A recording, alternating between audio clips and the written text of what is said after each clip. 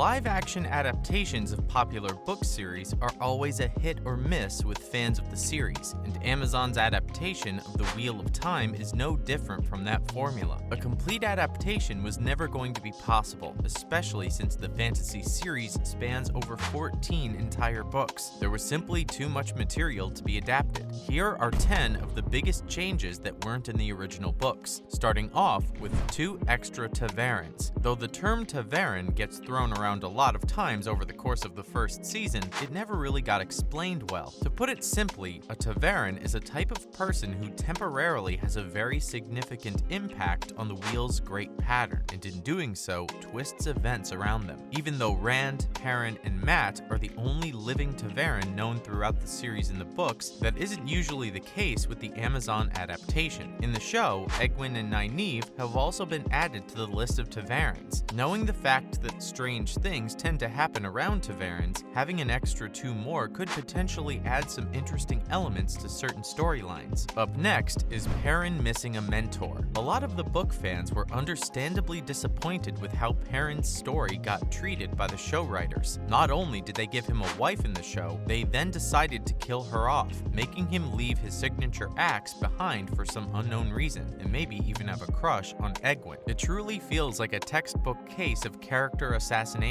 However, the biggest challenge so far throughout the series is that he has yet to even come across Elias Makera, who in the books appears pretty early on and helps Perrin to understand his strange connection to the wolf kind. While he hasn't yet appeared where he's supposed to be according to the books, there's still the chance that Elias will make an appearance in the next season. It would definitely be a real shame to cut out the character entirely, since he has such an important effect on Perrin himself. Furthermore, there are also some big changes regarding Shadar Logoth. The show did a pretty phenomenal job of bringing the dead city of Shadar Logoth to life, pun not intended. Everything from the looks to the aesthetics was near perfectly captured on screen. The whole city was devoid of any living thing. Even bugs and birds decided against taking a step within city walls. The city streets were also very suitably ominous. This is also where Matt comes across the ruby-hilted dagger that begins to corrupt him. In the show, Matt ends up finding the dagger on his own. However, in the book version, Matt, along with his trusty companions, Rand and Perrin, meet an elderly man called Mordeth who tempts them with some treasure. Mordeth was also previously hinted at throughout the show as a shadow on the wall, even though he's not supposed to be casting any shadows according to the books. What's more, there's also some continuity revolving around the ruby-hilted dagger. On the topic of the ruby-hilted dagger of Shadar Logoth, the iconic little knife has also undergone some major changes as well. According to the books, the dagger's ruby was supposed to be placed in the pommel of the dagger. However, according to their production team, the change was only made in order to make the ruby more prominent when the dagger is held. But an even more interesting change comes in the form of the dagger's abilities. We saw the Ogier Loyal get stabbed with the dagger at the end of Season 1. By the rules of the book, Loyal should have had quite a horrific death, since the dagger has the habit of quickly and painfully killing anyone that it so much as scratches. So unless the dagger that we've been seeing Fane carry around is a fake, the artifact has received a pretty big nerf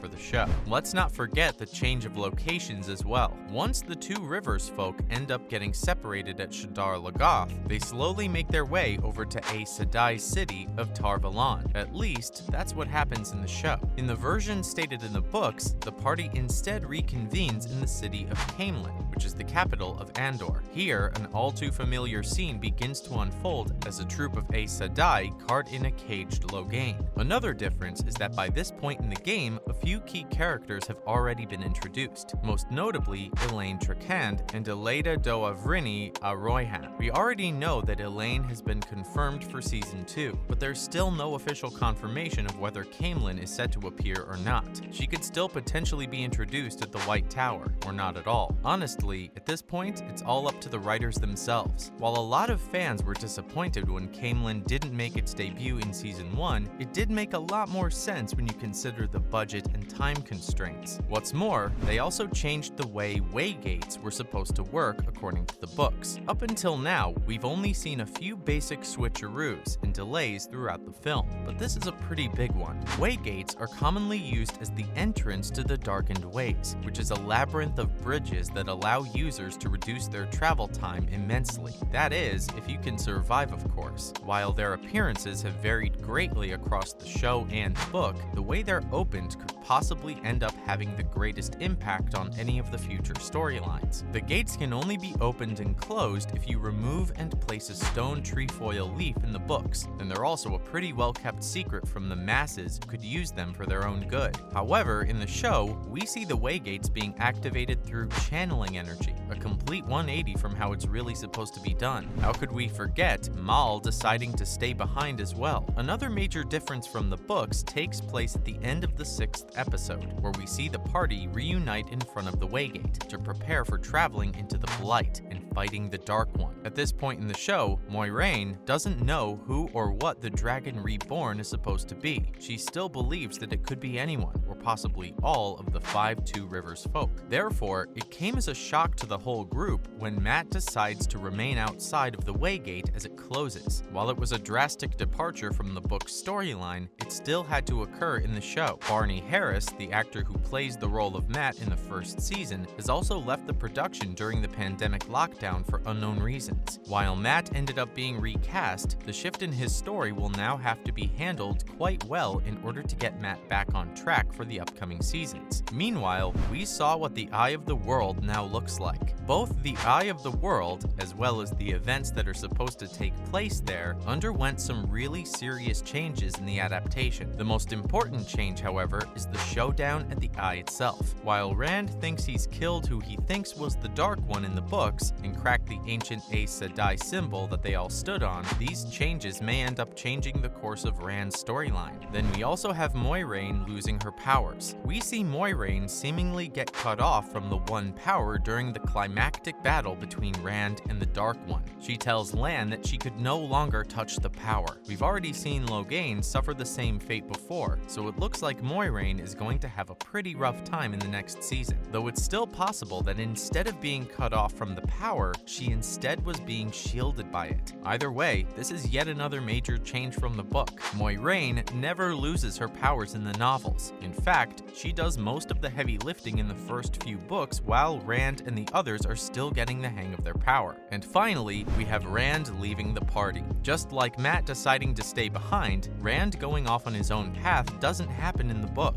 Instead, he goes back with everyone to Fal Dara and learns how to use his father's sword under Lan's guidance. Since Rand's now separated from the group, it's highly unlikely that we'll see him join the hunt for the horn or the dagger, at least not how it's supposed to happen in the novels. Rand may instead head straight for the city of Tyr, skipping ahead in his story into the 3rd book's storyline. Whatever the case may be, Rand still has his work cut out for him as he tries to navigate the world alone. That's a wrap for this video. Can you think of any other changes in the Wheel of Time that weren't there in the books? Let us know in the comments below. Make sure to give this video a thumbs up and subscribe to our channel for more videos like this. See you in the next one.